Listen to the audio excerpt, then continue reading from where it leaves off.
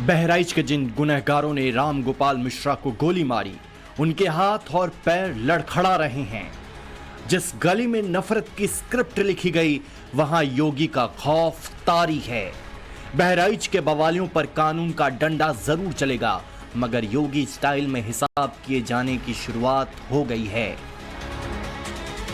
बीते रविवार को जिन घरों से हिंदुओं को टारगेट किया गया, जहां मजहबी उन्माद की साजिश रची गई, वहां हर कोई अपना सामान बटोर रहा है। टीन शेड उखाड़े जा रहे हैं, अवैध कब्जों को हटाया जा रहा है, दुकान और मकान खाली करने की होड़ मची है। 20 अक्टूबर को होने वाले बुलडोजर एक्शन से पहले अफरा तफरी मची है। घर खाली गई तो पर्चा लगा दी, कहाँ चल गई, भूखा लिया सब कौन मारी गए, बीमार आदमी है, कहाँ भाग जाएगी। पीडब्ल्यूडी ने 23 जगह लाल चिन्ह लगाए थे जो अवैध अतिक्रमण के दायरे में आते हैं, मतलब सरकारी जमीन पर मनमाने ढंग से कब्जा।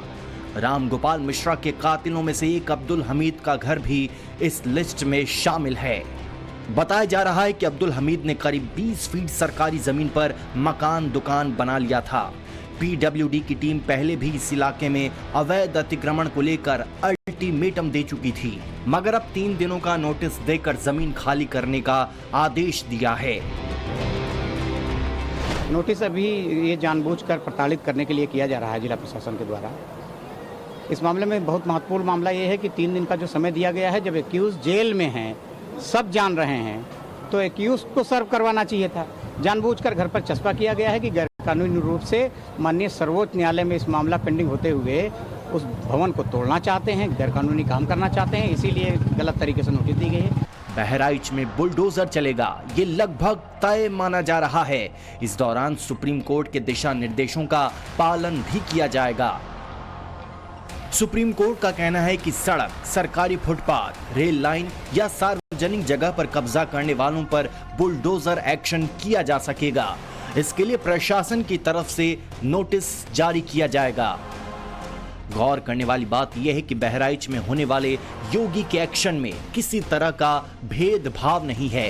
हिंदू और मुसलमान दोनों ही तरह के अतिक्रमणकारियों पर बराबर नजर है, क्योंकि जिन घरों पर नोटिस चस्पा किए गए हैं, उनमें 19 मुसलमानों के हैं और 4 हिंदू परिवारों के हैं। पीडब्ल्यूडी डिपार्टमेंट ने इस इंक्रोचमेंट को हटाने की कवायद 1 महीने पहले शुरू कराई थी और उसके चिन्हीकरण किया गया था, और उसी का निशान यहाँ पर मौजूद है। मतलब लगभग 8 से 10 फुट जो सड़क का हिस्सा होता है, उस पर लोगों ने अपना कब्जा कर लिया है। कुछ ने चबूतरा बना लिया और कुछ ने यहाँ पर पक्के कंस्ट्रक्शन करके दुकान आगे बढ़ा ली है।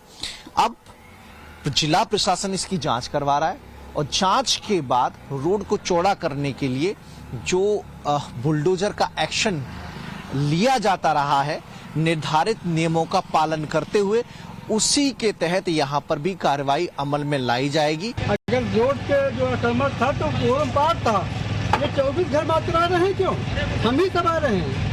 हम भी तो मूल जयसवाल बन लिए हैं, जो अगर ओरम पार पूरा जाता है, हमें कोई सोच नहीं रही। 60 ने 80 फुट ले चले गए, पहले 28 फुट मानक थी, आज के 2 साल पहले मानक निशान लगा के 28 फुट के बाहर पड़ रहे थे, तो हमारा निशान कोई नहीं लगा।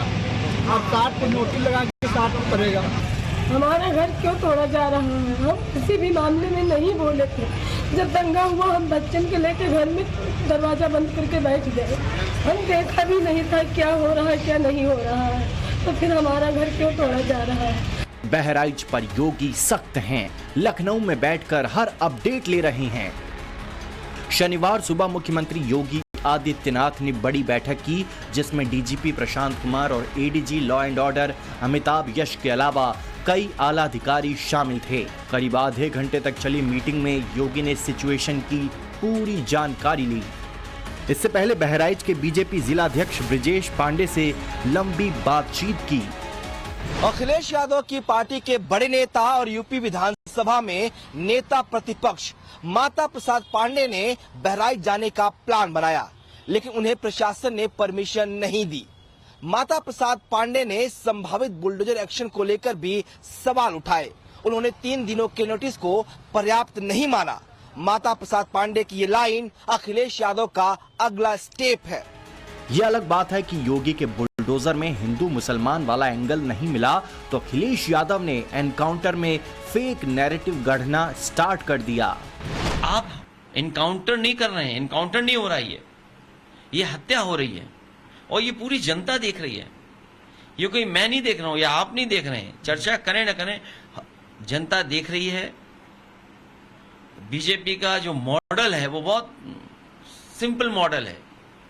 वो पहले अन्याय करते हैं, अन्याय का अगर आप विरोध करते हैं तो पुलिस से आपको फंसाते हैं, झूठे मुकदमे लगाते हैं, आप पे कार्रवाई करते हैं। अखिलेश यादव की मंशा पर यहीं से उठना शुरू हो जाते हैं सवाल, और वो इसलिए क्योंकि सरफराज को पुलिस ने गोली मारी है, उसकी हत्या नहीं हुई है। बहराइच कांड में किसी भी आरोपी की मौत नहीं हुई।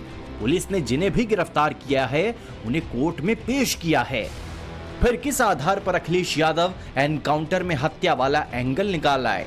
क्या उन्हें राम गोपाल मिश्रा की मौत में अपना वोट नहीं दिखता? योगी आदित्यनाथ जी के नेतृत्व में इन पिछले 7-8 सालों में इस तरह के बलवाई, इस तरह के बाहुबली, इस तरह के बकैत, इस तरह के दंगाई, इस तरह के दबंग पूरी तरह से जो है वो धूल धूसरित हुए हैं। और इसीलिए मैंने कहा कि बलवाइयों की ठुकाई और दंगाइयों की कुटाई जो है वो समाज के और सौहार्द के भलाई के लिए जरूरी है। बीते 7.5 सालों में योगी सरकार 80,000 से ज्यादा अपराधियों को सजा दिला चुकी है, और जिस तरह बहराइच में उनके लॉ एंड ऑर्डर वाले ट्रैक रिकॉर्ड को चैलेंज करने की कोशिश की, उसने पारा कई गुना बढ़ा दिया है। योगी एग्जाम्पल सेट करना चाहते हैं कि यूपी में हिंसा करने वालों को किसी भी हाल में छोड़ा नहीं जाएगा। साजिश के तहत किसी को जान से मारा तो उसकी दबंगई से लेकर घर तक सब कुछ जमींदोज किया जाएगा। अगर किसी ने कानून से खिलवाड़ करने की कोशिश की तो उसका पूरा हिसाब किताब होगा। इसके लिए एनकाउंटर से लेकर बुलडोजर तक वो तमाम तरीके इस्तेमाल किए जाएंगे जो पीड़ित के परिवार को इंसाफ दिला सकें। इसी सितंबर महीने में बहराइच के वजीरगंज बाजार में योगी आदित्यनाथ का बुलडोजर दौड़ा था। तब कोर्ट के आदेश पर सरकारी जमीन से कब्जा हटाया गया था। पीले पंजे की कार्रवाई के दौरान बहराइच का पुलिस प्रशासन भारी संख्या में मौजूद था। महाराजगंज बाजार में जो नोटिस चस्पा किया गया है वो इसी कार्रवाई का हिस्सा है। प्रशासन का दावा है कि रविवार को संभावित जो बुलडोजर एक्शन होने वाला है उसको लेकर पुलिस की भारी संख्या में जो मौजूदगी वहां पर रहेगी। बहराइच में रविवार को मारे गए राम गोपाल मिश्रा के घर वाले योगी के हर स्टेप से खुश हैं, लेकिन दर्द अब भी कम नहीं हो रहा। उसने जो कोई मांग किया पूरी की, लेकिन बात थोड़ी सी यह है कि जो लड़का हमारा जिस तरीके से मारा गया था, हम उतनी जो कहते थे कि इसी तरीके से मारा जाए, वही एक बात है कि उसको इसी में मारा जाए है, और कोई बात नहीं। अब हमारी सारी मांगे उन्होंने पूरी की है और मदद करने को कहा, मदद करेंगे। जो हम उनसे दाद फिरियाद करेंगे तो हमको आशा है कि वो पूरी होगी। खून के बदले खून चाहिए, इंसाफ चाहिए। अभी भी उनसे यही मांग रहे हैं कि खून के बदले खून चाहिए। जितनी गोली हमारे पति को लगी थी उतनी गोली उन्हें लगनी चाहिए, और हमें उनसे कुछ नहीं चाहिए, न नौकरी चाहिए, न पैसे चाहिए, कुछ नहीं चाहिए। बहराइच को नफरत की प्रयोगशाला बनाने वालों के चेहरे देख लीजिए। योगी की पुलिस का नॉन स्टॉप एक्शन जारी है। जल्द ही कई मुख्य आरोपियों पर एनएसए लगाए जाने की तैयारी है। एनएसए के तहत आरोपी को 3 महीने तक बिना जमानत के जेल में रखा जा सकता है। जरूरत के हिसाब से जेल में रखने की अवधि 12 महीने तक की जा सकती है। सलाखों के पीछे पहुंचाने के लिए आरोप तय करने की जरूरत नहीं होती। एनएसए लगने वाला आरोपी मुकदमे के दौरान वकील नहीं कर सकता।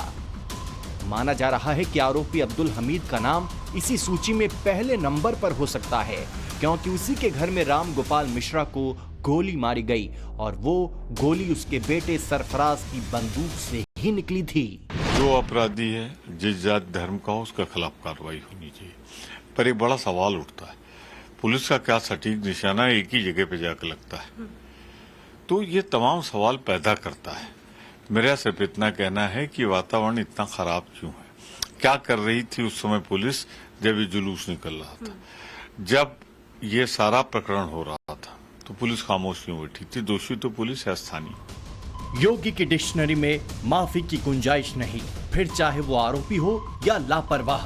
सूत्रों के मुताबिक बहराइच में 13 अक्टूबर को हिंसा के दौरान जो पुलिस वाले मूक दर्शक बने रहे, उन पर बड़ी गाज गिरने वाली है।